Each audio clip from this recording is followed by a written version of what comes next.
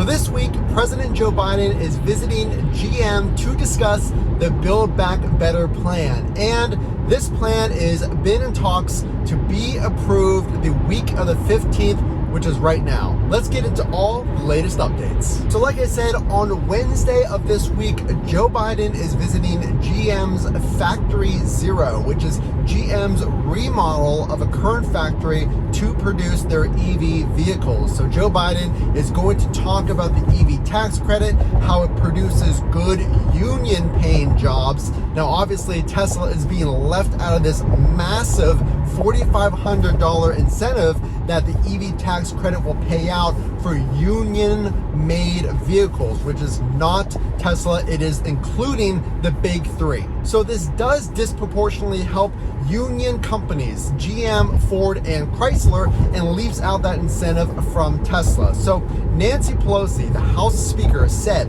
earlier in November that this bill, this act, would be voted on no later than the week of the 15th, and now it's here. And she did say on that time, right around November 5th, she said that it would be in hopes in place by Thanksgiving to, quote, give the Americans a gift for Thanksgiving. So this Build Back Better plan is $1.7 trillion, and over the 10 years of the EV tax credit, it would pay out $9.6 billion in EV tax credits. So no matter how you slice it, yes, it is absolutely disproportionate that the union-built vehicles are getting so much more.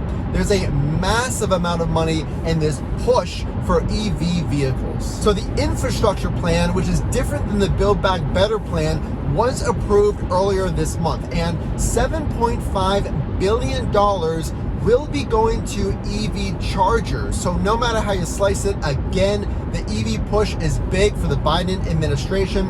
And Michigan, lo and behold, the area, Detroit, where President Biden is going on Wednesday, is getting $10 billion from this infrastructure package. So in August, President Biden signed an executive order committing to 50% of vehicle sales being EV by 2030. So there's a huge push for EV, which is good for Tesla. They actually removed in this latest bill, the way that's written, what they're voting on recently. They just changed this. The $200,000 sales cap is now removed. So Tesla will qualify and GM will qualify, whereas before, the previous way that it was written, they basically sold too many vehicles. So now that's changed. There's so many changes. It is now refundable as well. So if you haven't heard, the bill, the $7,500 credit that you will get for ordering a Tesla now and taking delivery anytime in 2022,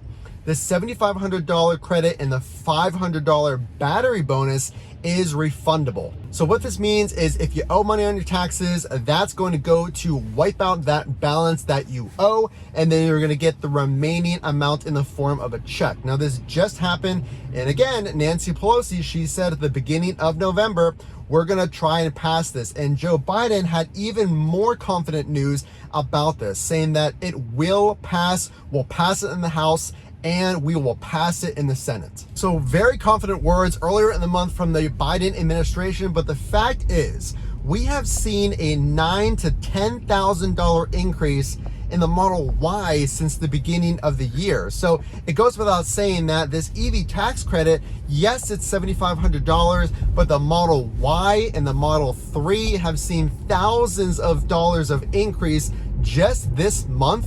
It's making it far out of reach for a lot of buyers, but the demand is still there, with delivery dates all the way until June of next year. So how is this EV tax credit and all of these changes, again, that's going to be voted on right now with the goal of Thanksgiving as the deadline, it's really going to show how much the EV tax credit is going to affect that demand. So it's going to be really interesting to see what President Biden says at this event on Wednesday. If he mentions EV and Tesla at all, it's very unlikely that he will. You'll probably get a lot of messaging that's pro-union, pro-incentives for the big three, pro-GM for sure. But we're going to have to wait and see. But make sure to subscribe because we're going to get all the latest updates and a vote will be happening very soon. So again, this is Matt from Funk to Drunk. If you did like this content, make sure to drop a like so that I know that you enjoyed it, and stick around for all those updates. We will see you in the next video.